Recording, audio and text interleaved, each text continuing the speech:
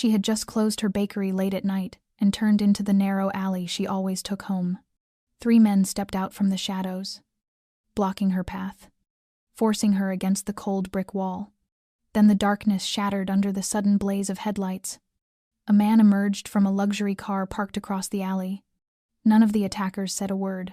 They turned and fled as if chased by ghosts. What Emily Hayes did not know was that years ago, she had risked her life to save that man's mother from a massive hospital fire. From that moment on, he had been watching over her from the shadows, guarding her life without her ever knowing. The last sound of the night was the metallic thud of the Hayes' Hearth Bakery shutter echoing through the empty South End streets of Boston. Emily lingered in the doorway, brushing the flour from her apron. She was exhausted after 14 straight hours of kneading dough, frosting wedding cakes, and scrubbing trays.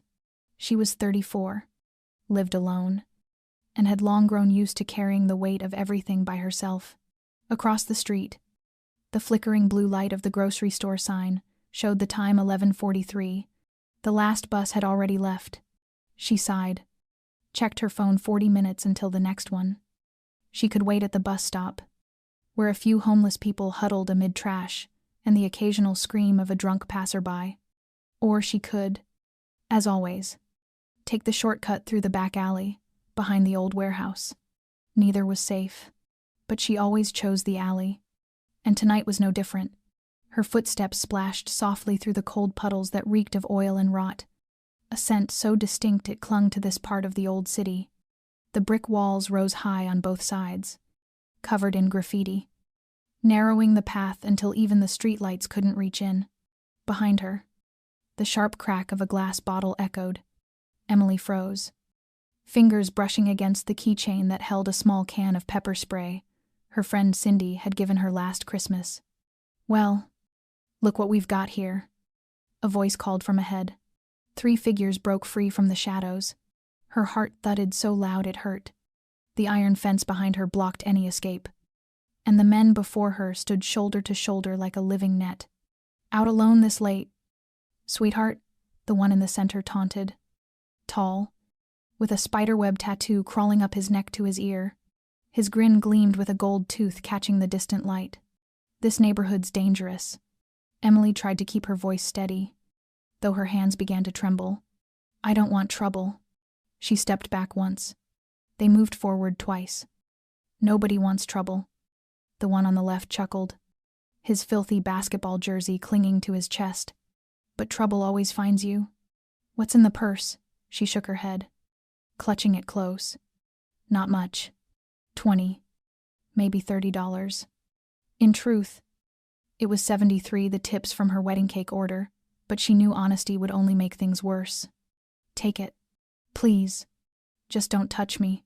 The man with the spiderweb tattoo tilted his head. "Oh no. Darling, we take what we want, and money might not be what we want." His eyes dragged down her body, making her stomach twist. She tightened her grip on the spray, thumb finding the safety latch. The third man, silent until now, muttered, "She's got something. Check it." They moved closer. Emily raised the can, but her hands shook too hard to aim. Her mind flooded with flashes of news reports. Missing women. Self-defense classes that never prepared you for this. Then the world exploded into light. Headlights cut through the dark. The purr of an expensive engine filled the alley, the kind of sound that belonged to a world far from hers. The men froze like deer in the middle of a highway. A black Mercedes blocked the alley's entrance, its lights blazing. No one stepped out. The air went still.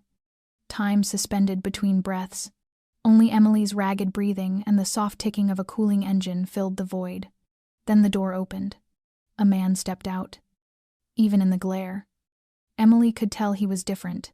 He moved with the calm confidence of someone who had never known fear. Tall, broad-shouldered. His tailored suit fit him like armor. When he entered the light, she saw his face, sharp cheekbones, dark slicked hair, eyes like forged steel under the glow. Cold, dangerous. But it wasn't his looks that made the men recoil. It was something deeper, the presence of a man who walked as if the alley, the neighborhood, The entire city belonged to him. A man for whom violence was a native tongue.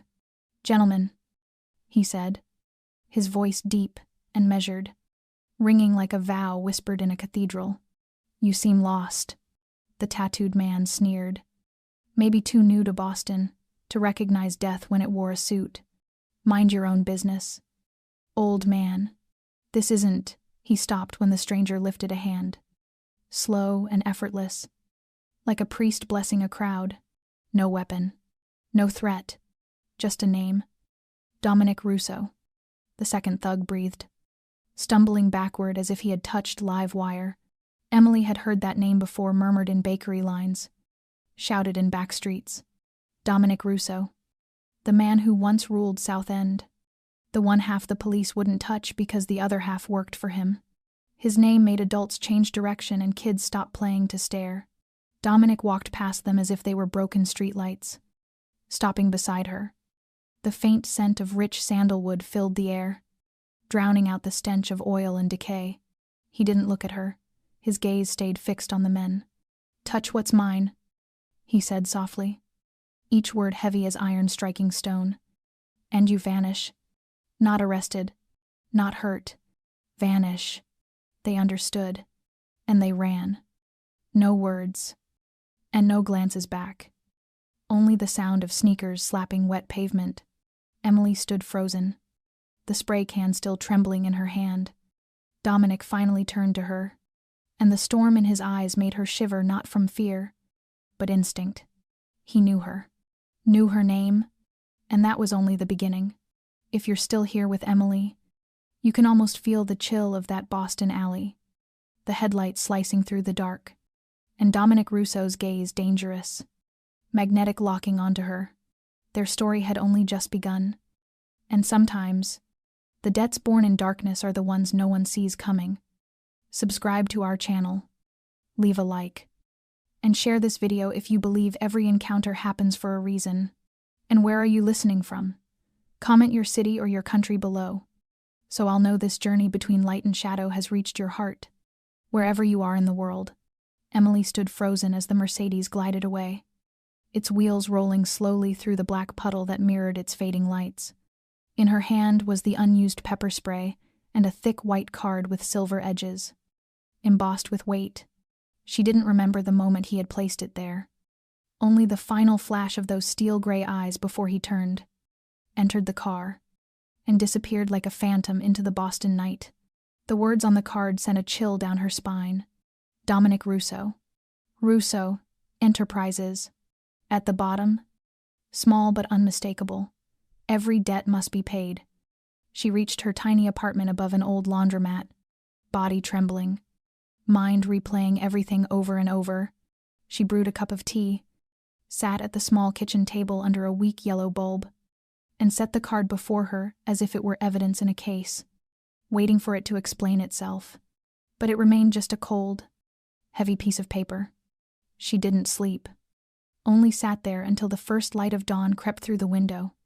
When the garbage truck rumbled down the street, she told herself it had all been a dream born of exhaustion. She would open her bakery, make coffee, knead dough, and everything would return to normal. But when she turned onto the main street and saw her shop, her heart nearly stopped. The rusted metal shutter was gone, replaced by a gleaming stainless steel gate with an electronic keypad. The sign still bore the same name, but had been polished to perfection. She ran to the door, heart pounding, fit the key into the lock. It turned smoothly, too smoothly. She stepped inside and almost collapsed. Her kitchen, the one she had spent 3 years restoring penny by penny, was unrecognizable. The walls gleamed with fresh cream paint. Soft recessed lights replaced the old flickering tubes, and warped wooden shelves were now sturdy stainless steel. The fog display case had become a spotless glass counter glowing with light. In the corner stood a brand new industrial mixer, the very model she once dreamed of but never dared to ask the price. On the counter lay bags of premium flour and an open crate of Madagascar vanilla, its sweet scent cutting through her stunned disbelief. "Wait," Emily cried, her voice breaking. "Who are you people? Who let you in? This is my bakery." A gray-haired man in a tailored suit stepped out from behind a wall. clipboard in hand. His calm eyes held the kind of understanding that came from expecting her reaction. "Good morning, Ms. Hayes. I'm Frank Delaney. Mr. Russo sent me to oversee a few necessary improvements." "He has no right," she shouted. "This is my place. He can't just break in and change everything." Frank gently set down a ring of keys identical to hers on the counter. "Mr. Russo is the legal owner of the building now. He purchased it from the previous landlord, Mr. Hensley, 8 months ago. Your lease remains valid, unchanged." He simply felt certain upgrades were essential for safety and structure. Emily's mouth opened, but no words came. She remembered the old landlord, Mr. Hensley, swearing he'd keep the property till he died, but he'd moved to Florida earlier this year. Maybe he had sold it. Maybe Russo had bought it. Everything was legal. She turned in a slow circle, taking in her kitchen. No. His kitchen perfect. Elegant. Almost too right. As if someone had studied her for years, memorized her wishes, and turned them into reality without asking.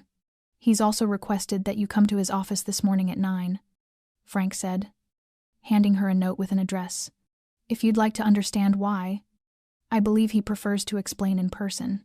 Emily clutched the paper, hands shaking with anger and confusion. "Tell him I don't work for the Mafia. Tell him I won't sell my soul for an $8,000 mixer." Frank bowed slightly, his tone even. "You are not being bought. Ms. Hayes, Mr. Russo is simply repaying an old debt. He asks for nothing, but he believes you deserve to know the truth. The choice, however, is yours." Emily stared down at the address in her hand, then around the transformed kitchen, the dream she had built, claimed, and now found returned to her wrapped like an unasked-for gift. She didn't know what she would do at 9 o'clock, but she knew one thing. The man named Dominic Russo hadn't just saved her life in a dark alley. He had walked into it like a storm, and she needed to know why. At exactly 9 o'clock that morning, Emily stepped into the building marked Russo Enterprises, a towering blend of glass and black granite that stood silent and commanding amid the old brick streets. Without her saying a word, the doorman greeted her by name, Ms. Hayes, and led her straight to a private elevator. She rode alone. When the doors slid open on the 35th floor, she found herself in a vast office with a high ceiling, polished wooden floors, and a glass wall overlooking the mist-covered Boston Harbor. At the far end of the room, facing away from her, stood the man who had stepped out of the headlights the night before, Dominic Russo. He wore a charcoal suit, the collar of his shirt open, both hands tucked casually into his pockets, as if he had been standing there all morning, waiting for her. When Emily approached, Dominic finally turned, his gray eyes fixed on hers. "You didn't leave me wondering whether you'd come," he said quietly. "Thank you." Emily stood tall, her voice tight as a drawn string.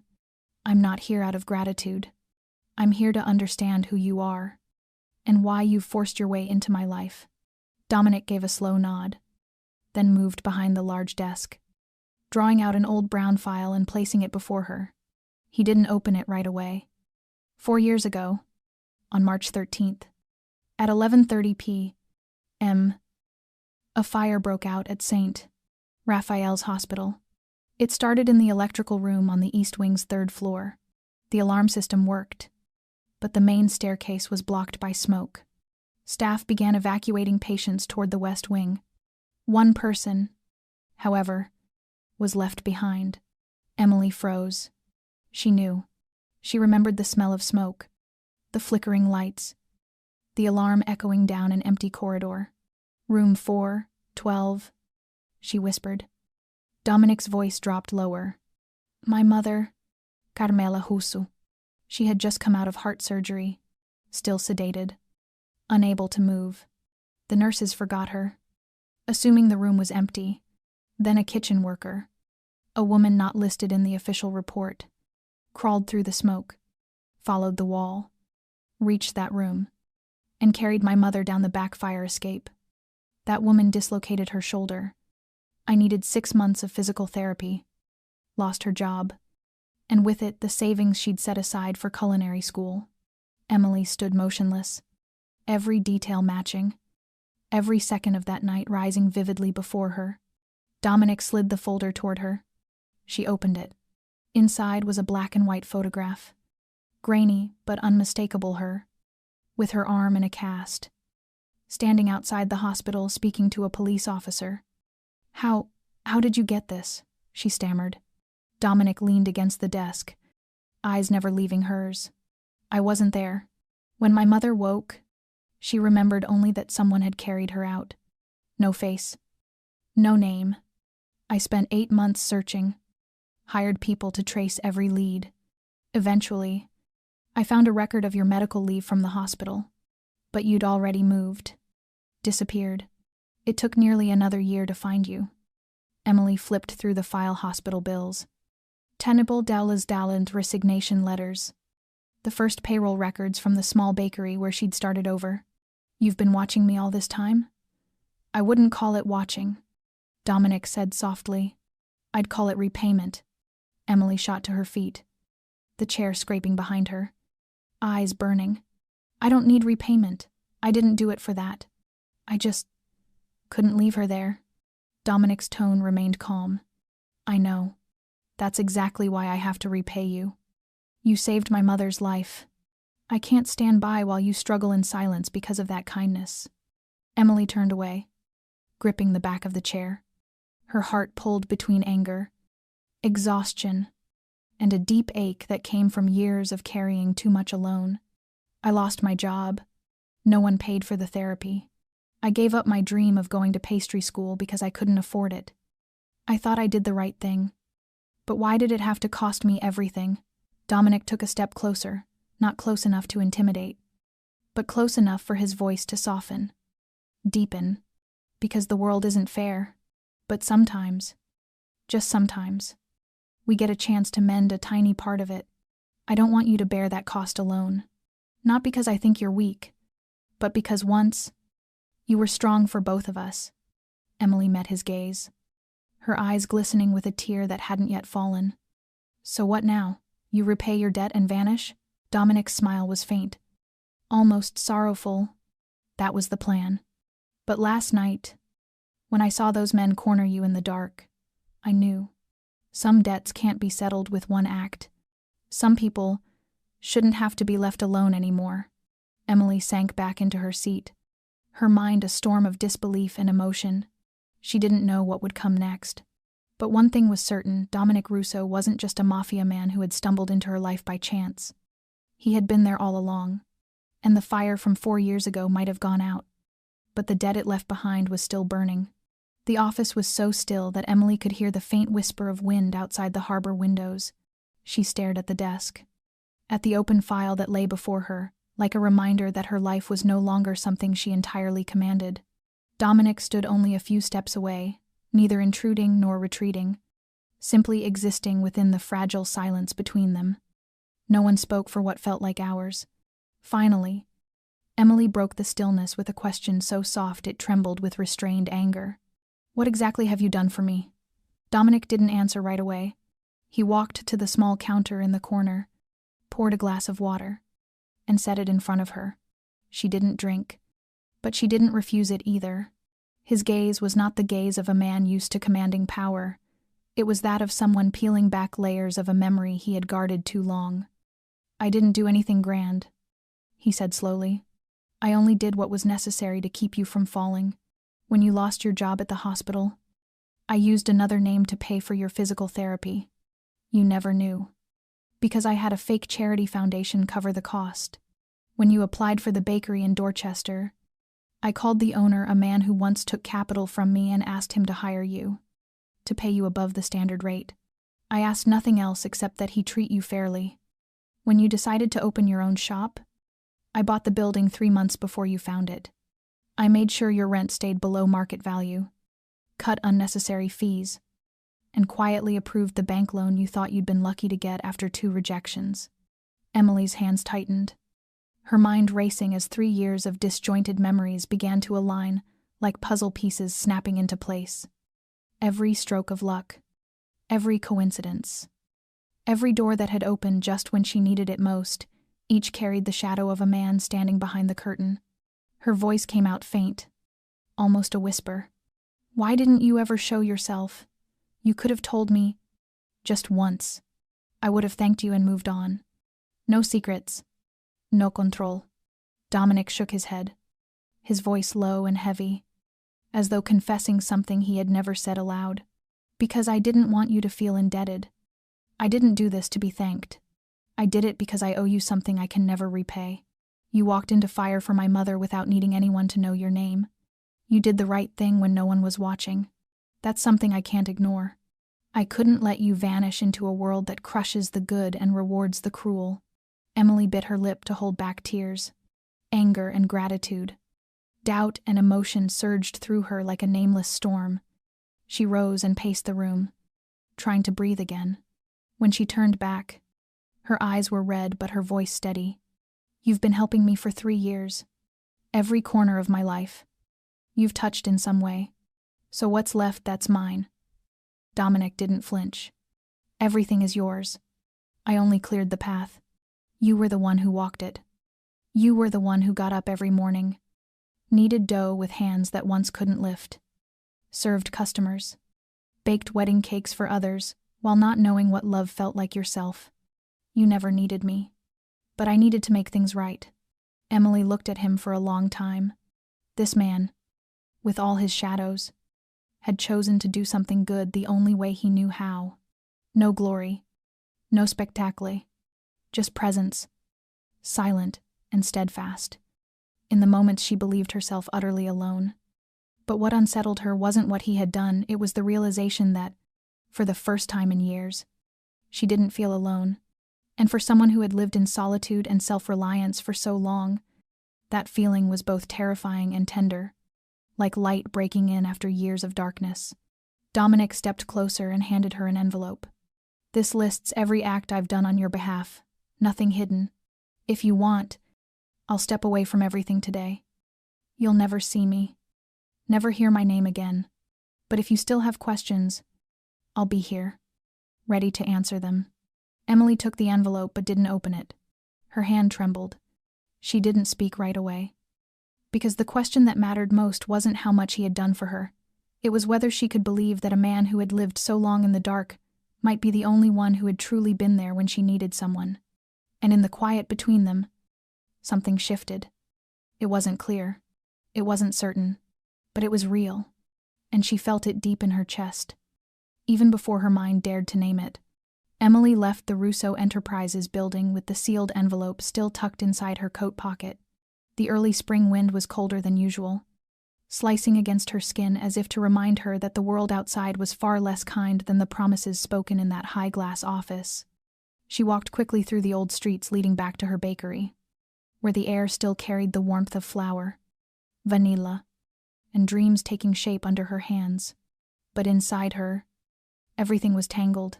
She didn't know whether to feel grateful or furious, relieved or afraid, trusting or uncertain. Dominic Russo had been the silent hand keeping her life from collapsing for 3 years. Yet he was also the man who could change her world with a single phone call. She couldn't be sure whether someone like him could step into her life without bringing the darkness that always followed him. And as if answering that faint whisper of instinct, that darkness began to stir from the deepest corners of the past. That afternoon, just as she was closing the bakery for her midday break, a delivery man appeared. A stranger, leaving behind a crumpled yellow envelope with no return address. No sender's name, only one scrawled line in black marker, for Emily Hayes. She held it in her hands. It felt heavy, as though filled with stones. Something in the way the man looked at her before he turned away sent a shiver down her spine. She locked the door, pulled the blinds, and opened the envelope. Inside was nothing but a printed photo and a small handwritten note. The photo showed her standing outside her bakery, eyes turned across the street. Moments after she'd seen off a customer, it was so clear she could see the strands of her hair caught in the wind. The photo had been taken within the last 3 days. The note beside it read, in hurried block letters, "Your oven is beautiful. It would be a shame if it burned." A chill crept along Emily's spine. Her hands trembled so hard she had to set the letter on the counter just to breathe. She glanced out the window. The people walking by looked ordinary. But now any one of them could be the person behind the lens. She no longer felt safe. Not at home. Not at the bakery. Not anywhere in the city. She immediately called Vincent. The older assistant Dominic had once described as the man who knows how to keep things quiet. He arrived in 10 minutes. The same gray suit. The same metal-framed glasses. Moving with the calm efficiency of someone who had handled trouble too many times to ever raise his voice. He examined the photo, turned it over, and asked only one question. "Who gave this to you?" Emily recounted everything. Every small detail. Vincent nodded, pulled out his phone, made a brief, decisive call, then turned back to her. "This is a threat. A new question, and not an amateur one. The handwriting matches the warnings the DeLuca family used to send to their rivals before they acted." Emily frowned. "DeLuca? Who are they?" Vincent exhaled slowly. "An old Mafia family in Boston. They went up against the Russos about 10 years ago. When Dominic withdrew from the underworld, the DeLucas thought they could rebuild, expand their reach. But they're not foolish enough to attack him head-on.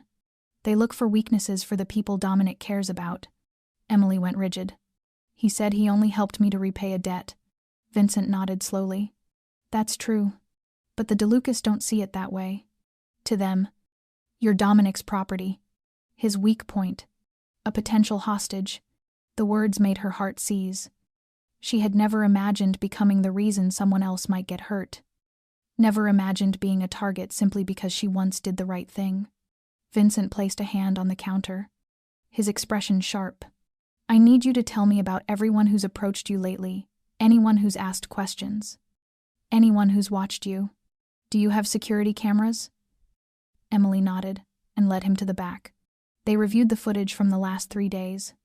In one clip, a man in a baseball cap stood across the street for nearly 10 minutes, doing nothing but staring through the bakery window. Vincent snapped a screenshot and sent it off immediately. "We'll find him. But you need to understand this isn't just about you and Dominic anymore. This is the kind of game played by men who would burn down a city just to make a point." Emily stood upright, eyes locked on the still image of the stranger in the recording. A feeling she didn't want to name began to rise inside her. Fear. Not for herself, but for the people around her, for the bakery she had built with hands that once healed from injury. For Dominic, who had stepped out of the dark only to be dragged back into it by the very shadows he tried to bury. And most of all, she feared that she had become the spark of a war she never realized she'd been part of from the start. After that afternoon, Emily's little bakery was no longer the peaceful corner of life it once had been. She could no longer watch customers walk through the door without silently wondering whether they belonged to the DeLuca family. Vincent had arranged for new security cameras to be installed both in front and behind the shop, and 2 unfamiliar men now spent their days at the cafe across the street, pretending to read newspapers while never taking their eyes off the bakery. Dominic didn't appear. No calls. No messages. But Emily knew he was watching from afar. Silence didn't mean abandonment. She went on with her routine as before, baking bread, brewing coffee, watering the small plants on the windowsill, but vigilance had crept into every breath. Sometimes, even the sound of the door opening too quickly was enough to make her flinch. She tried to keep things normal, but that fragile normalcy began to crack the moment she noticed something strange about her recent orders. It started on a Thursday morning while she was checking the receipts from the previous day. One order stood out: 12 orange cheesecakes, each boxed individually, to be delivered to an address in an industrial area outside the city. The buyer left no name, only a phone number, and asked to pay by bank transfer in advance. The amount was unusually high, nearly double the listed price. She flipped through her order book and realized it wasn't the first time. Over the past 3 weeks, there had been 5 similar orders. Large quantities of pastries delivered to deserted locations, all paid for electronically, with no one ever signing for the packages. The boxes were always left in a lobby or at a security desk, picked up hours later by someone unseen. At first, she thought they might be from a catering company, but there were no logos, No confirmations. No feedback. Nothing. A chill of recognition stirred inside her, Vincent's warning echoing in the back of her mind. She backed up all the invoices on her computer, opened the old Excel sheet she still used for inventory, and began typing every order number, date, product, payment amount, bank account name, and delivery address. For hours, as the bakery settled into its quiet noon rhythm, she pieced together a pattern. The orders were placed exactly 3 days apart, always between 8 and 9 in the morning. On Tuesdays and Fridays, the payment amounts were never rounded, always ending with repeating digits: $212.55, $147.88. When she totaled them, the sum corresponded precisely to fractional divisions of a larger figure, as if someone were breaking down a substantial payment into smaller, untraceable transactions. Her palms grew slick with sweat. She had read about criminals laundering money through restaurants, laundromats, even food delivery apps, but she had never imagined her bakery could become part of that chain. She dug through her email receipts, checking the payment source. The account belonged to a company called Brighton Logistics. When she searched it online, it had no website, no office, no record of operations. She picked up her phone to call Vincent, then stopped. She knew that once she called, things would move too fast. There would be an investigation. Her bakery could be shut down. She needed proof first. She made a decision both reckless and necessary. The next time one of those orders came in, she would insist on cash payment, claiming the bank system was under maintenance. If they refused or canceled, that would tell her everything. And if they still paid, she would watch who came to pick it up. She wasn't a detective, but this was her bakery, her life. She wouldn't let it become a tool for those who hid their filth behind sugar and cream. When the bell over the door rang again, Emily closed her laptop and stood up. But this time, she wasn't just a baker. She had stepped into a game she hadn't chosen, yet couldn't escape. And if they thought she could be blinded as easily as sugar glaze on a tart, they were about to learn just how wrong they were. That evening, Emily did not go straight home after she closed the shop. She double-locked every latch, checked the surveillance cameras again, then took her laptop and the full printouts of the unusual orders to the address Vincent had once given her. A small office tucked behind an old dental clinic with no sign and no neon light.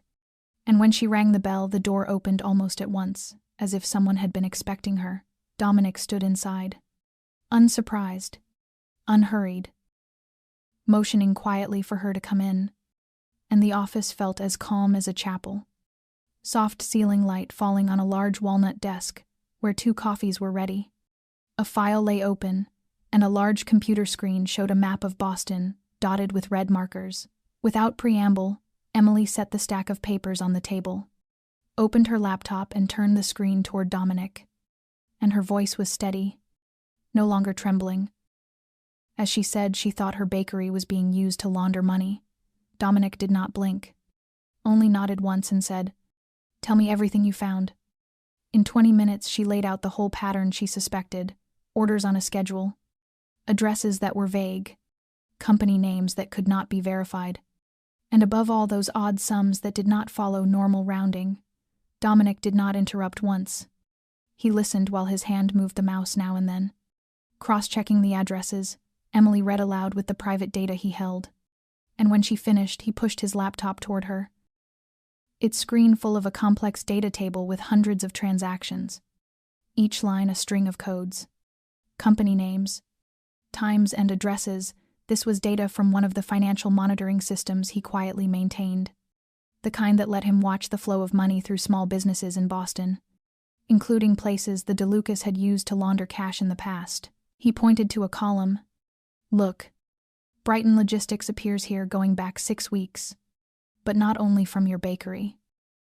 Also from 2 Italian restaurants, a cafe and a flower shop, all taking large orders with similar payment patterns, breaking sums into smaller pieces, never more than $250 at a time, but repeated constantly from different accounts and then aggregated into a central wallet. And because your bakery is a legitimate business newly upgraded, It is the perfect link in that chain. Dominic turned the screen back and his voice was low and sharp as a blade. They are testing you. Drip by drip. Step by step. And if you do not notice or do not react, they will escalate and make you a core part of the laundering system. And when everything collapses, you will be the one to pay. Emily slumped into the chair, her palms cold with sweat, and asked what they could do. And Dominic was silent for a few seconds before standing to pull a large whiteboard from a cabinet and begin sketching a plan. We cannot confront them directly. The police will act only when the evidence is overwhelming. And to build that evidence, we must make them believe their operation is proceeding smoothly, while at the same time baiting them and collecting data. Emily opened her eyes wide. Did he mean continue accepting the orders? And Dominic nodded. But on their terms. He would plant a tracker in each order to follow who collected them and where they went. She would log the entire transaction history from emails to contact phone numbers. Everything must be archived, cross-referenced and encrypted. And if they used intermediaries, they would trace identities. And if they used shell accounts, he had someone inside a bank who could follow the money back. It would be a silent war. No gunfire. No blood. But it would be extremely dangerous. She looked at him a long time, and though he did not say it aloud, his eyes said everything. He did not want her caught in this. But now that she had one foot in, he would not let her fight alone. Emily nodded. Agreed to proceed. But on one condition. And Dominic tilted his head to listen. And she looked straight into his eyes and said, do not hide anything. Not even the smallest thing. I need to know what I am facing, and you will not protect me from the dark without telling me. And Dominic did not agree immediately, but then he reached out not like a boss issuing an order but like an ally. Unequal. And Emily put her hand in his, the office light falling on the two hands clasped together. And in that quiet night a covert battle began, not with bullets but with data. Trust, and the courage of an ordinary baker who dared to stand up when she realized she had been turned into a pawn. And though they did not yet know where the fight would lead, one thing had become clear. From now on, they would not be alone. The sky had not yet fully brightened when Emily's phone began to ring. Insistent and urgent. The sound cutting through the small room with the cold insistence of a warning. She jumped out of bed, heart racing, and the screen showed Linda's name, Linda, the assistant baker who had worked with her for nearly a year, and Linda's voice on the line was ragged, breathless, almost unrecognizable as she cried that the bakery was on fire. That she could see the flames from a distance and had already called the firefighters and was begging Emily to come quickly. Words that struck like a blade. Emily did not ask questions. She threw on a coat, stuffed her keys into her pocket, and ran into the gray dawn of Boston, where every other sound was swallowed by the wail of the fire engines. When she arrived, the street in front of the shop was cordoned off. Smoke hung thick against the opposite windows. The flames were not licking from the front but from the rear where the kitchen connected to the building. And although people had been evacuated, Emily saw something others did, not the delivery motorbike of Alex. The young courier she had just hired a week before, still parked at the far end of the alley, a place he would never leave it unless he was on shift, which meant he might still be trapped inside. Behind the heavy door that led to the flour storage, she shouted until her voice was lost in the chaos. A firefighter tried to hold her back, saying the area was too dangerous and that everyone had been evacuated. But in a decisive moment, she pushed past the barrier and ran around to the back door, where the fire had already eaten at the awning and wooden eaves were cracking. And yet the small iron door remained closed and locked from the inside, her hands shaking.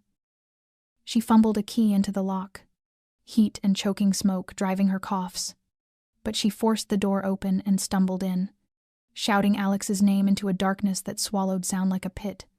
And there, behind piles of flour, she found him collapsed, hands over his head, face pale from smoke inhalation, and without hesitation she dropped to her knees, dragged him up, slung his arm over her shoulder and began to lead him out.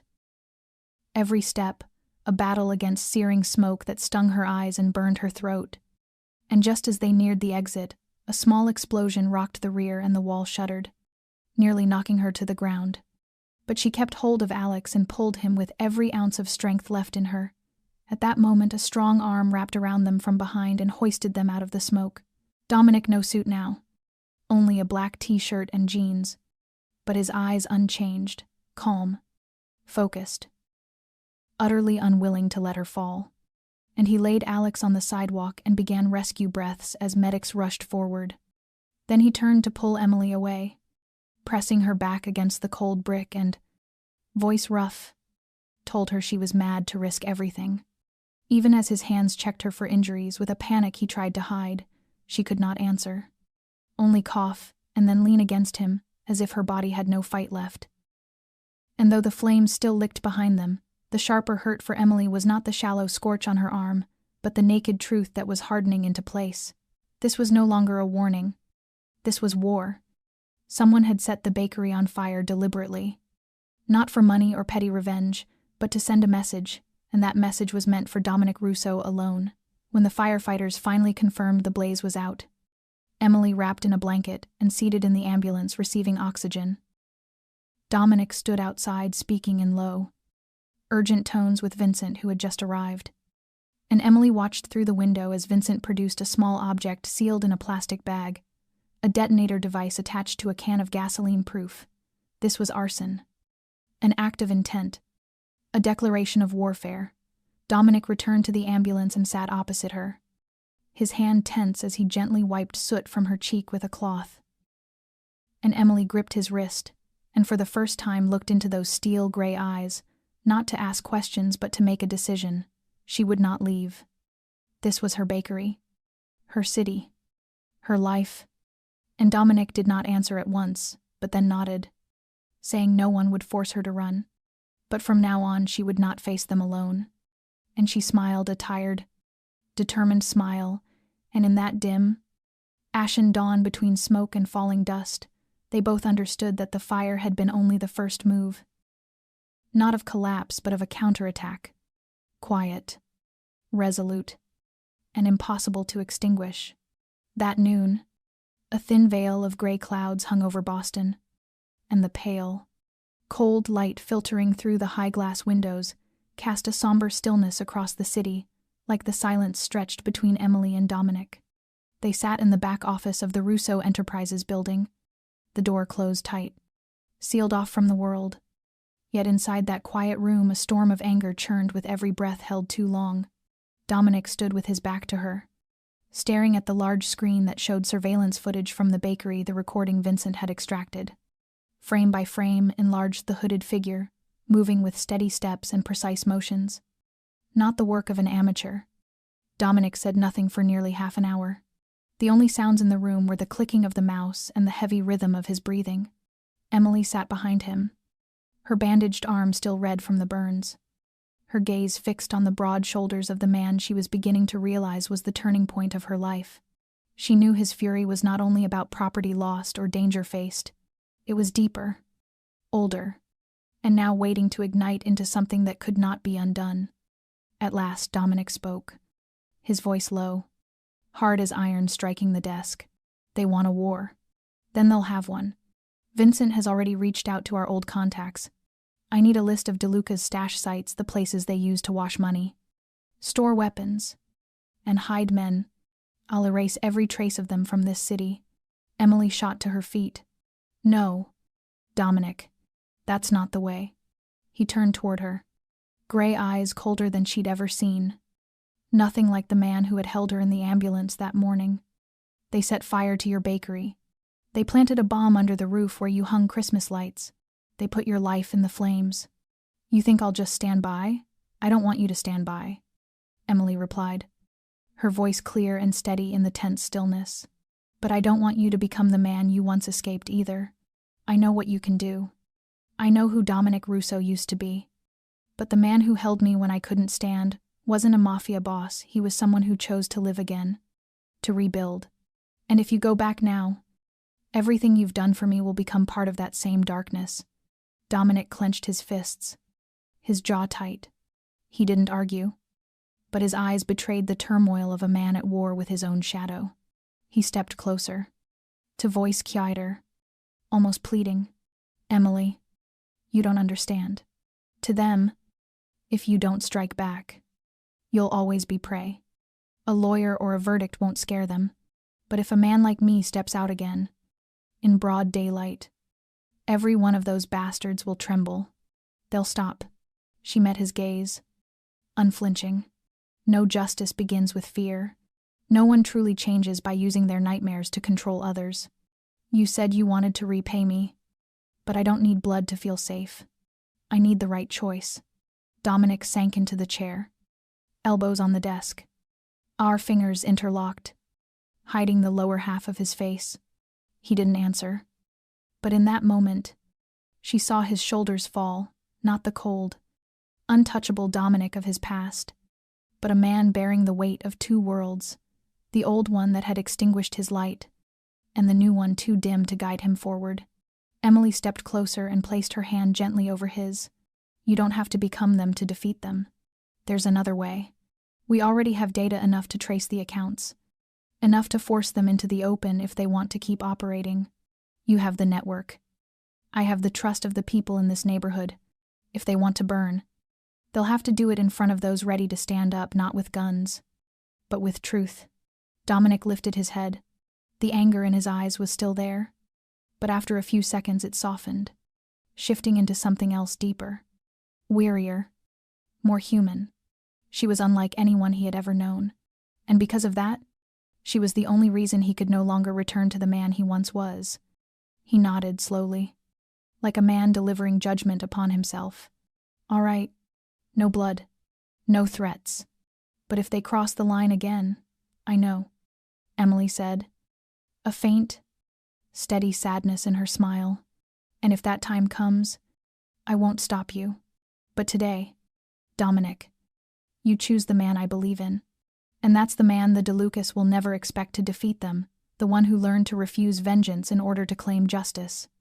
No applause filled the room, only silence, the kind no longer burdened by rage, but carrying the weight of something right beginning to take form.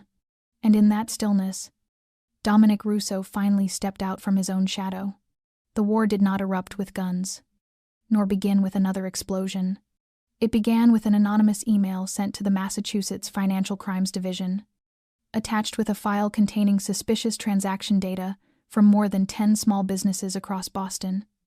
A week later, a story appeared on the front page of the Boston Globe with a headline that seemed almost harmless: Sugar and Money. When small bakeries become links in dirty transactions. In that article, the name Brighton Logistics appeared at least 5 times, and the addresses once found in the data Emily and Dominic had compiled were cited in detail.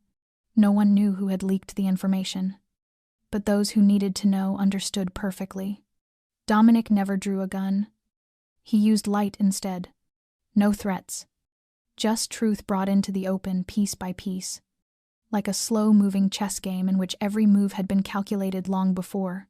Within 10 days, 3 of DeLuca's shell companies were under police investigation, accounts frozen, operations halted.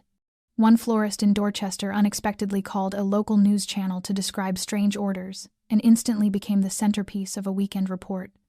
No one knew that Vincent had met privately with the man 2 days earlier. Dominic understood the rule better than anyone. No one speaks up until they believe they will not stand alone. And now the silence was cracking one fracture at a time. Emily watched it all quietly. She gave no interviews, made no appearances. But she knew she was the first link that had pulled the chain down, not through force, but through persistence and the careful data she had gathered week after week. What steadied her most was knowing Dominic had kept his word. Not once had he turned to violence. Each time fury rose behind his eyes. She anchored him simply by being there. And one by one, Dominic learned to trade revenge for strategy, anger for control. Vincent was the bridge connecting all the threads. He contacted a law firm specializing in financial crimes, sent the files through a respected attorney, and arranged a private meeting with several city council members, men who had once been threatened by DeLuca, now temporary allies. Meanwhile, Dominic quietly redirected portions of his investments into transparent public funds, supporting programs that taught financial literacy in low-income neighborhoods, the very places DeLuca had once used for recruitment. No one could quite call it charity, but no one could deny it was right. It was how Dominic dismantled a system by pulling out its nails one by one. By the third week, a lower-ranked member of the DeLuca organization was arrested for illegal possession of firearms. A day later, he gave up the names of 3 ringleaders in an underground money network tied to Brighton Logistics. Police raided a warehouse on the city's edge, uncovering transaction ledgers, unlaundered cash, and handwritten records the kind men like DeLuca believed to be safest. Dominic wasn't there. But when Vincent called with the news, only one quiet sentence came from the other end. "It's begun." Emily heard the entire call from the couch in the small office. She didn't celebrate, didn't shout. But for the first time since it all began, she felt something she could name clearly: justice. Not the kind that echoes through courtrooms, but the quiet, steady kind that endures, the kind that makes those who once thought the law untouchable glance over their shoulders at every phone call, every evening broadcast. Dominic walked into the room holding the latest newspaper, folded to a small headline on page 2. Former DeLuca family entities may face RICO charges. He handed her the paper, saying nothing, and sat beside her. Emily read the words, then looked up. "Will you be all right?" she asked softly. Dominic nodded. "For me, the best ending isn't seeing them behind bars. It's you reopening your bakery and not having to look over your shoulder when someone walks in." She rested her head on his shoulder. "And for me, it isn't that you won, it's that you're still you." Dominic smiled, a rare, unguarded smile, tender and quiet. For the first time in years, he no longer had to stand in the dark to protect anyone. He could step into the light not to strike back, but to repair. And this time, he wasn't fixing a mistake. He was rebuilding himself. 3 days after the news broke that Brighton Logistics had been officially dissolved and the DeLuca organization's leaders detained for investigation, Boston woke to a strangely clear morning. The gray clouds that had hung over the city for weeks were gone, as were the sirens and flashing lights that had haunted Emily's sleep each night. She sat in a temporary office, a former bank branch now rented as the rebuilding center for the bakery. On the desk lay the new design drawn by her own hand and a group of local volunteers. This time, there would be a small coffee corner, a bookshelf display, and an open kitchen for free weekend baking classes. But her thoughts were elsewhere. The night before, Dominic had told her to come to the Russo Enterprises office at 10 sharp, offering no reason, only the time. And so, right on the hour, she walked into the familiar building where, months ago, her life had shifted forever. Vincent greeted her in the lobby and led her straight to the top floor.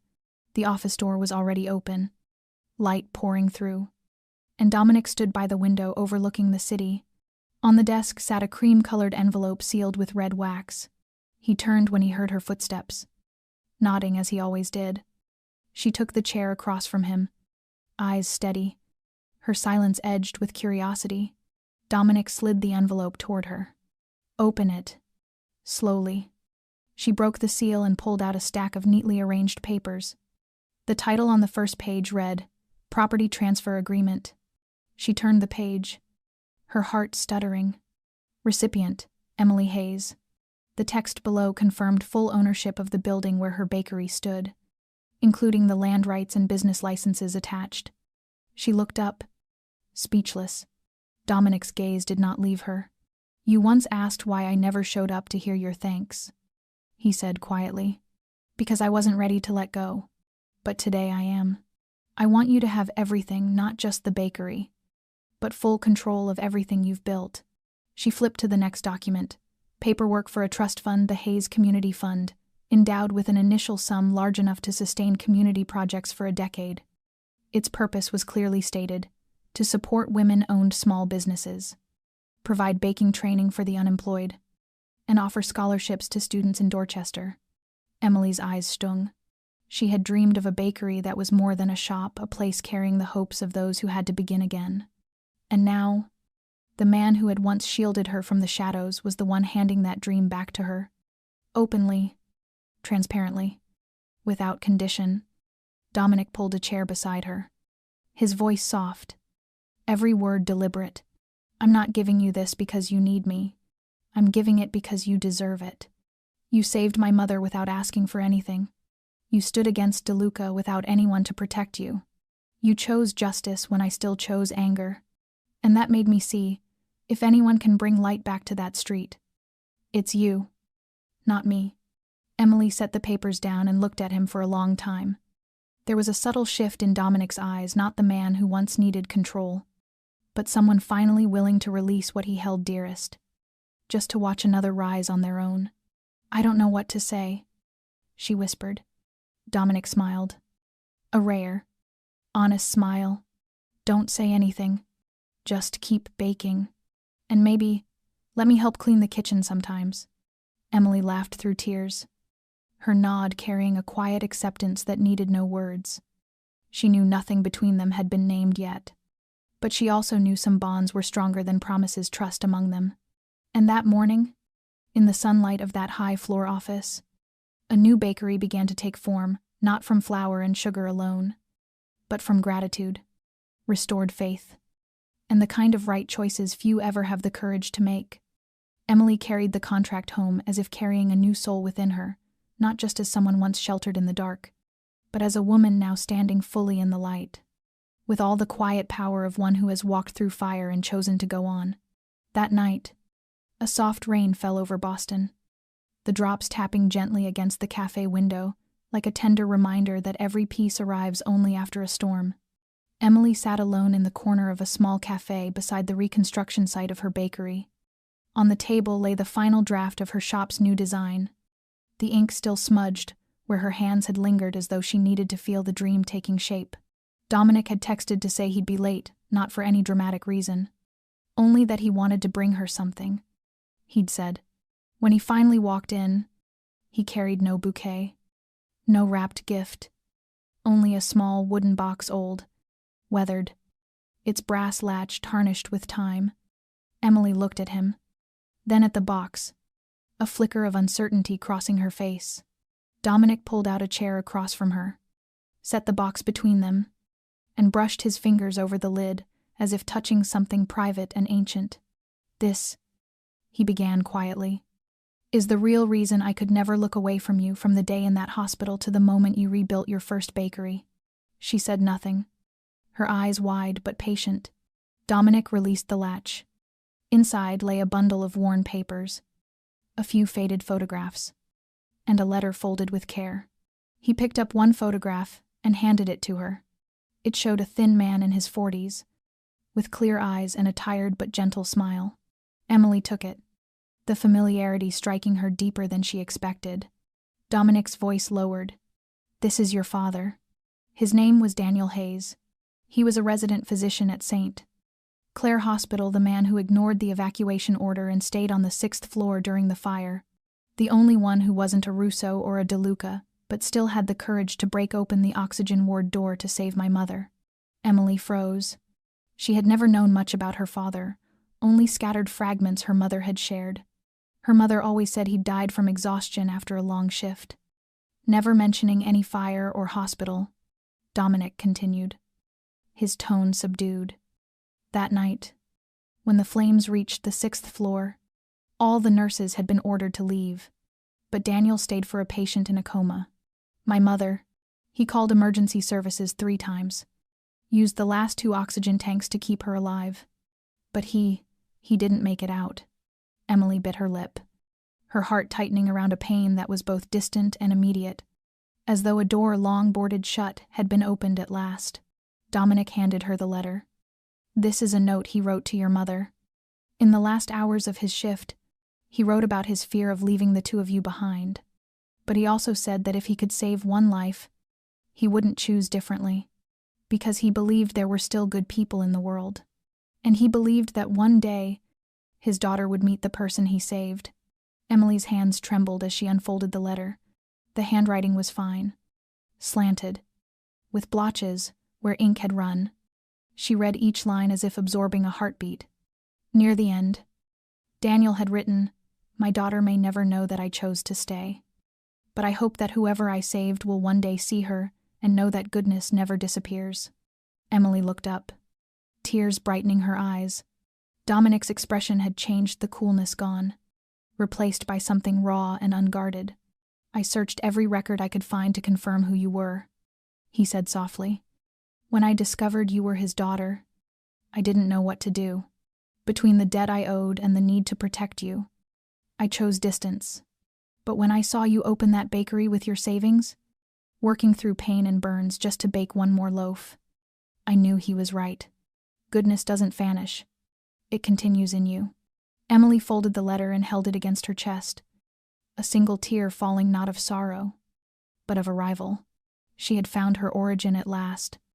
Every sacrifice, every beginning, every reason Dominic had entered her life traced back to that single burning night when a man named Daniel Hayes stayed behind because he still believed in what was good. Dominic reached across the table, his touch gentle. "You owe me nothing," he said. "I'm the one who carries the debt. But tonight I repay it, not to close it, but to begin something new. Not because of your father, because of you, because of who you've become." She didn't answer. She simply reached out and took his hand, as the rain drummed softly on the glass above them. And in that quiet moment, between an old letter and the rhythm of falling rain, two people who had once lived in the shadow of old choices finally found each other, not as debtor and savior, but as heirs to the same legacy of kindness, passed down through fire, through tears, and, at last, through love.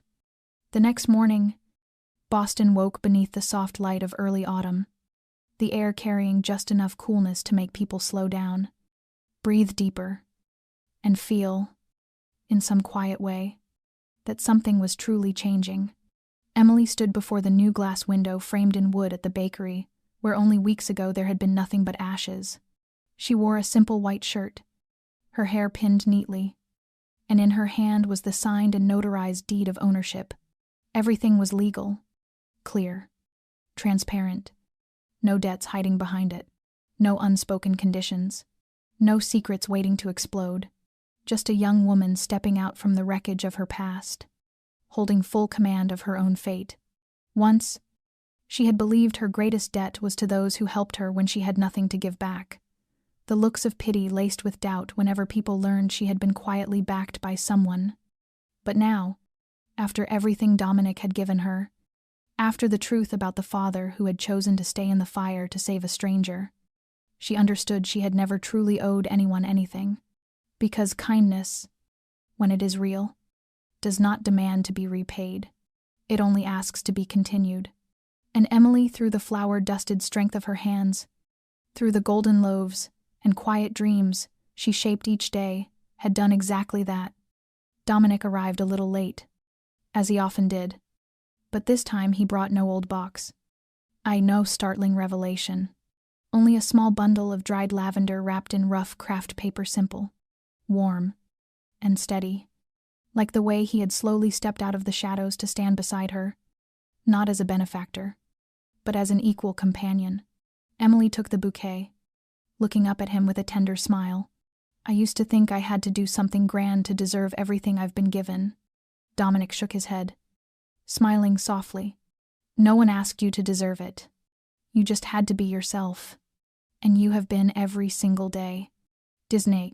When the workers arrived to hang the bakery's sign, again newly painted but familiar, reading Hayes and Hearth Bakery, the people of the neighborhood gathered to applaud.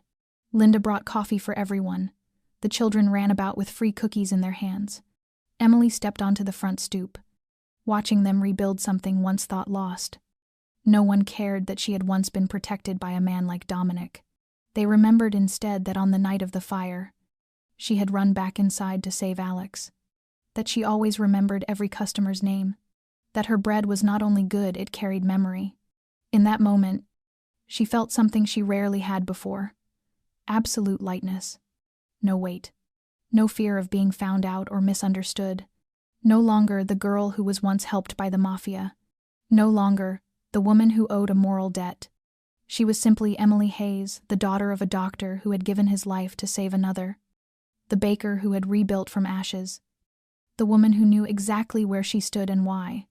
Dominic stood behind her, not needing to move forward.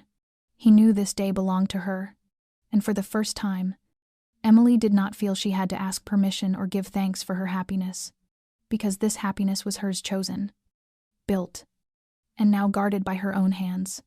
A new chapter had begun. No more hiding. No more living in anyone's shadow. Just a freshly painted sign. A clean beginning. And a heart ready to live fully, not out of debt, but out of her own quiet, unwavering will to be free. The scent of flour and cinnamon once again filled the morning air at the corner of Dorchester, where Hayes and Hearth Bakery had finally reopened after months of rebuilding from the ruins.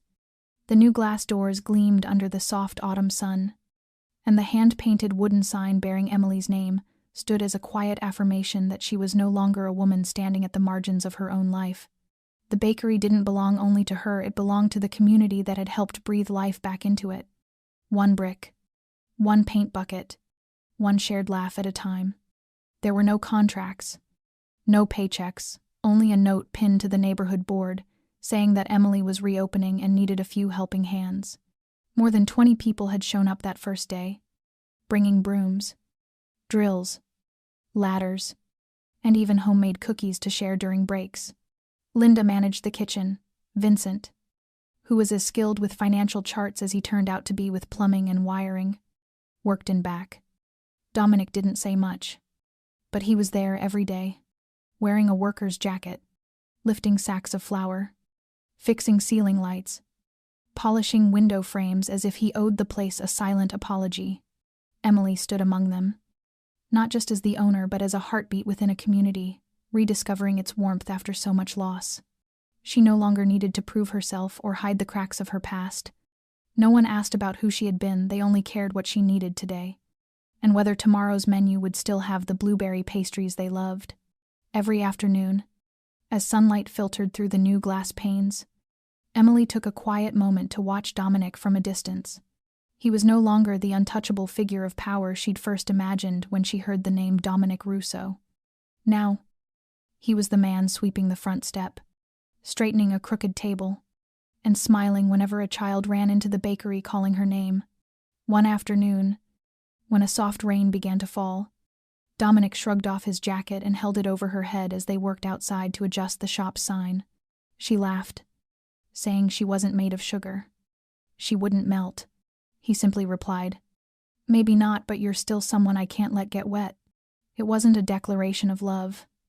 But in that small moment between the autumn rain of Boston and the rhythmic sound of a hammer against wood, surrounded by the kindness that had rebuilt something warm from ashes, something real and quietly profound began to take root between them. Not impulsive, not dramatic, just small gestures, lingering glances, and the growing comfort of two people learning how to trust and how to be loved again. A week after the bakery officially reopened, Emily hosted a small gathering. She invited everyone who had helped neighbors, her father's former students, even the delivery driver who had been trapped in the fire. There was no champagne, no glittering candles, only warm apple pies, cinnamon milk, and coffee poured by hand.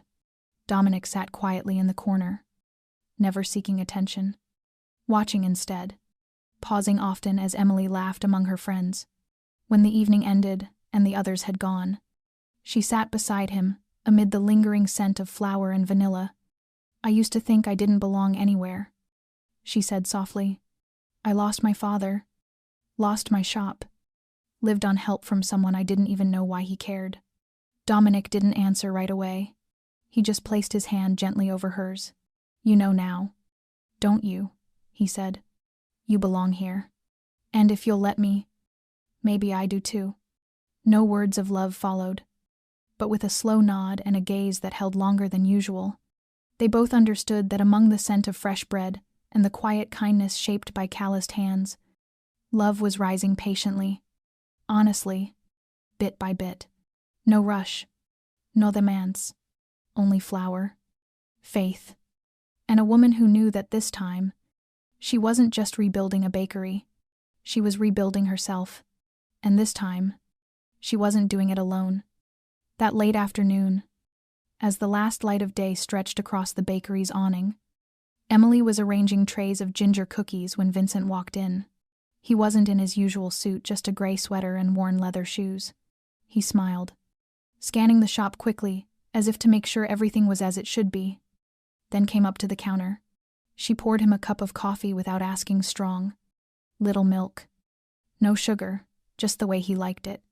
Sitting by the window, he looked at her with an expression halfway between teasing and serious. "Are you busy tonight, Emily?" She glanced up, surprised. "I don't think so." "Why?" Vincent set his cup down, fingers interlaced. "Dominic asked me to invite you to his house for dinner. Nothing formal. Just a quiet evening. He wants to thank you for everything." Emily froze for a heartbeat, her pulse quickening. Dominic had never invited her to his home before. Every meeting had been in the bakery, his office, a work site, or that small cafe on the corner. She nodded faintly. "Yes, I'll come." Vincent's smile was knowing, as if he'd already expected the answer. That evening, Emily stood before the old brick house tucked away in the elegant calm of Beacon Hill. The roof was mossy, the wrought iron fence curved like lace, and lavender lined the stone path, making the house look more like a page from a storybook than the home of a man once known as a kingpin. She wore a soft beige knit dress, simple yet graceful, and carried a box of apple tarts she'd baked herself. Dominic opened the door before she could knock.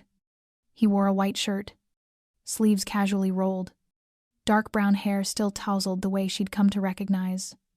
But there was something different about him, an unguarded quiet, as if this evening was something he had long imagined but never dared to begin.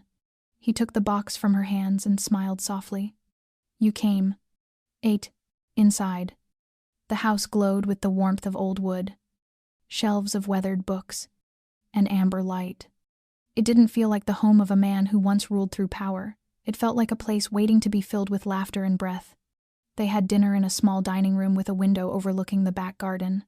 The meal was simple but carefully made, a crisp salad, lemon butter, salmon, and bread that Dominic had baked himself. When Emily asked, astonished, when he'd learned to cook, he only shrugged. "Since the day I knew there'd be someone I'd want to cook for." The words made her pause, not because of their poetry, but because of the honesty behind them. After dinner, they stepped out to the garden and sat on a long bench beneath a maple tree already tinged with red. The air was cool but gentle, just enough for Dominic to drape a light scarf over her shoulders, his hand brushing her arm as he did. They sat close, saying nothing for a while, listening to the whisper of leaves and the faint click of street lamps flickering on. Emily broke the silence with a quiet question. "Why tonight?" Dominic looked up at the stars emerging through thin clouds, then turned to her. "Because tonight, there's nothing left to hide. No reasons to keep you at a distance. No secrets. No depths. Just you and me, and something I've carried in my heart since the first night you stepped out of that alley. Bleeding but unbroken. If there's one thing that ever made me want to live differently, it's you. Not to protect you, but to live honestly. With you. It's..." Emily looked at him, her eyes soft as still water. She didn't answer right away. She only tilted her head, resting it gently on his shoulder. And in that quiet moment, beneath the amber glow from the windows and the rustle of autumn leaves, no promises were spoken. No definitions needed. Two people who had walked through fire, shadow, and impossible choices simply found themselves side by side without pretense, without fear. Just an open invitation, a Wyatt nod, and an evening that, for the first time, belonged entirely to them. That morning, when dew still clung to the lavender along the walkway, Emily awoke in the small sitting room of Dominic's house. She couldn't quite remember when she had fallen asleep, only that they had talked in the garden until late. About small things, the taste of the first pie she ever baked, or Dominic's stubborn habit of reading the newspaper instead of his phone. She looked around the room, the early light slipped through thin curtains, washing over old paintings and shelves lined with classic novels. On the wooden table by the window lay a cream-colored envelope, neatly folded, sealed with red wax, and written in a careful hand, for Emily. She brushed her fingers lightly across it, her heart tightening with a tender, uncertain feeling. As she hesitated, Dominic entered from the kitchen, carrying 2 cups of coffee. He smiled the calm morning smile of someone who had been awake for hours. He set the cups down and sat across from her. "Did you sleep well?" She nodded faintly, her eyes still fixed on the envelope. He noticed and slid it toward her. "Open it," he said. "I meant to give it to you last night, but I changed my mind." "Dangs." Emily unfolded the letter slowly. Inside was not a contract or a deed, but a plane ticket. Round trip. Destination: Rome. Italy. Tucked beside it was a small handwritten card that read, "This isn't an escape. It's a beginning where my past once started, and where I hope to write the rest with you." She looked up, too surprised even to sip her coffee.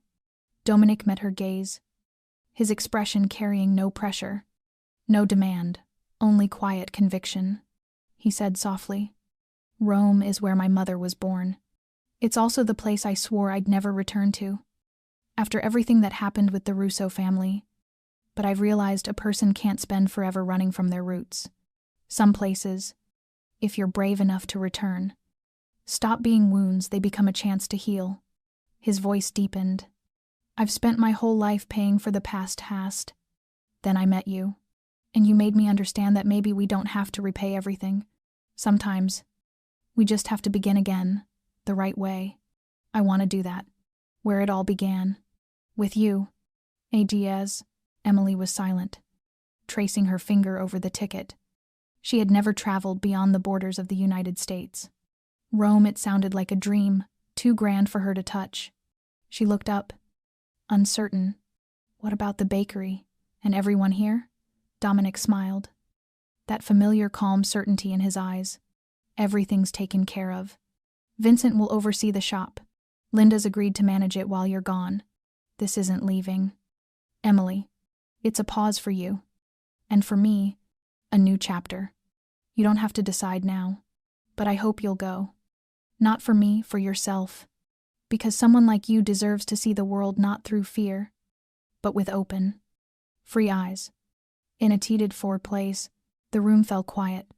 Emily looked from the ticket to Dominic, seeing in his eyes not the invitation of a man trying to claim her, but the offering of someone who had learned how to let go, who understood that love sometimes means giving another the courage to walk toward the light. She smiled, small and genuine. "I don't know how long I can be away," she said softly, "but maybe I should try." Dominic exhaled, as if releasing a breath he'd held all night. He stood and stepped closer, brushing his hand gently through her hair. "If you say yes, I'll take care of everything. And when we're in Rome, if you decide you want to bake, I'll find a small shop for you, one with a window overlooking the Tiber, where you can hear the church bells every morning." She laughed, picturing it a tender dream she'd never dared imagine for herself. Her eyes brightened in the morning light. "Dominic," she whispered, "I think this gift, it isn't just a new beginning. It's a reminder that the past is finally closed." He nodded, his voice warm as the breeze outside. "Exactly, Emily. And every beginning needs someone brave enough to open the door. It's contrad." She held the ticket tightly in her hand. Outside, sunlight began to spill over the narrow street, glinting off the dew on the iron fence. The world felt still, peaceful enough that she could hear her own heartbeat. And deep inside, she knew the journey ahead was not just to Rome, but toward herself, with the man who had once stepped out of the shadows, now standing beside her in the light, offering her not rescue, but freedom. Boston woke that morning beneath a silken veil of late autumn sunlight, thin and tender, the kind that softens every lingering worry in a restless heart.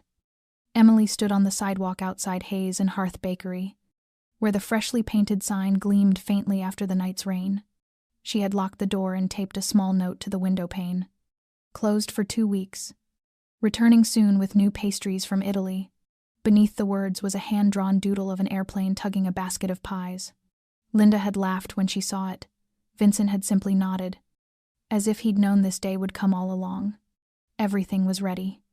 Emily needed no itinerary, no checklist. She carried a single suitcase, a few simple dresses, an old leather notebook, and the plane ticket Dominic had given her in that sealed envelope days earlier. But what she carried most was something invisible lightness. She no longer felt as if she were leaving to escape, nor trembled with the fear that had haunted her after the fire. This time, she was walking through a door she'd long been afraid to touch. Armed with a quiet courage she hadn't known she possessed, Dominic was waiting for her at Logan Airport. Standing beside a coffee counter in the International Departures Hall, he wore a dark wool jacket, a backpack slung over one shoulder, holding 2 small cups of espresso, like a man accustomed to waiting in silence. When Emily approached, he handed her one without asking the ordinary question. "Are you ready?" he simply said, in that calm, understated way of his. "It's sunny in Rome today." She smiled, took a sip, and watched the stream of travelers filing through the lines. For the first time in her life, she wasn't afraid of crowds, because beside her stood not a shadow, not a benefactor, not a man burdened by a complicated past, but someone who had learned to slow down, to stop controlling everything, and most of all, to walk beside her, not ahead, not behind, with quiet, unconditional affection. At the security gate, Dominic handed her a thin envelope. No wax seal. No formality, just the handwritten words, "For your first flight." She gave him a questioning look. He shrugged lightly. "Read it once you're seated." They said nothing more. The procedures moved quickly. As she stepped past the baggage scanners, Emily turned for one last glance. The airport shimmered with light, and every sound seemed blurred beneath the steady rhythm of her heartbeat. Dominic followed behind her, unhurried, never pushing. Their reflections stretched side by side across the polished floor as they walked toward the boarding area. In her mind, moments flickered like an old film reel. That first night in the alley when she'd been cornered. The morning she found his business card with the name Dominic Russo. The look in his eyes when he spoke of her father over the wooden table. And the afternoons they'd spent amid the rubble, rebuilding the bakery brick by brick. None of those memories stood alone anymore. They had become pieces of one story, a journey that had carried her from being a woman living on borrowed grace to someone strong enough to choose love, to choose beginnings, to choose herself. When the announcement came for boarding, Dominic turned to her. He didn't ask if she was sure. He didn't say she could still turn back. He simply reached out and brushed his hand against hers just enough to remind her she wasn't flying alone. Emily squeezed his fingers gently and climbed the narrow stairs into the plane. After fastening her seatbelt, she opened the envelope. Inside was a small piece of paper with a single handwritten note that made her heart stop for one beat. "I can't promise this trip will be perfect, but I promise, if there's anything beautiful ahead, I want you to be the first to see it. Thank you for stepping onto this flight." She folded the note and tucked it close to her heart like a charm. Outside the window, the wing quivered in the wind, ready for takeoff. The sky stretched wide and blue, as if waiting for her to meet it. No fear, no hesitation, only a woman whose heart had once been scarred, now sitting by the window beside the man who had walked with her through the dark, ready for a new journey.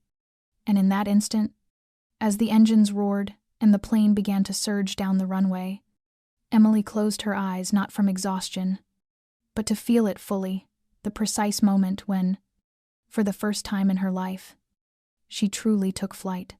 They wandered together through Rome's cobblestone streets as the late afternoon sun turned the red-tiled rooftops to gold and church bells drifted softly through the still air of an autumn evening. Dominic didn't take Emily's hand, yet both knew they were walking the same direction, with hearts quietly opening in unison. There were no grand promises, no need to define what they were to each other. The simple act of being fully present in that moment was enough. When the sun dipped low, they sat on the steps of a small fountain tucked away from the crowds, where only the trickle of water and the faint scent of wildflowers filled the air. Emily reached into her coat pocket and unfolded a small piece of paper, something she had written on the flight to Italy. She reread it silently and smiled. "If love is a debt, I once believed I could never repay it, but now I know real love doesn't come from what we owe, it comes from what we choose. And I have chosen you." Dominic didn't need to read those words. He could see them in her eyes, the quiet certainty he'd been waiting for all his life. The next morning, they rose early and walked to the Campo de Fiori market, picking out bags of local flour, a jar of Tuscan honey, and a few bright lemons. Emily decided to bake her father's favorite lemon tart, a small way to weave past, present, and future into one gentle flavor. Dominic helped her knead the dough not skillfully, but patiently, and they both laughed when flour dusted his shirt. In that tiny Roman kitchen, there were no Mafia shadows, no debts or pity, no ghosts of the past. Only two people relearning how to live lightly, honestly, and slowly enough to feel joy in the smallest things. When the tart came out golden from the oven, its scent filled the room like a quiet blessing for every new beginning. The story of Emily and Dominic was never a fairy tale. It was born of loss, of darkness, of wounds that once seemed beyond healing. Yet that was what made their journey reach so deeply into the heart, because in real life, all of us carry our own unfinished stories, our memories left open, our relationships that never found their shape. And sometimes what we need isn't someone to fix us, but someone patient enough to walk beside us, sincere enough to stay, and brave enough to begin again, not out of duty or debt, but out of choice. Thank you for staying with this story until the very end. How did Emily and Dominic's journey make you feel? Did it remind you of a relationship in your own life, a chance you missed, or someone you once wished to start over with? We'd love to hear your thoughts in the comments below. Don't forget to like, share, and subscribe to our channel so you won't miss more heartfelt, inspiring stories shared every day. Your support helps us continue bringing you meaningful, human stories that touch every age and heart. And to you, listening to these words right now, we wish you good health, peaceful days, and a life filled with small joys and quiet ease. We'll see you again in the next video, where a new story is waiting to be told with all the sincerity and emotion the human heart can hold.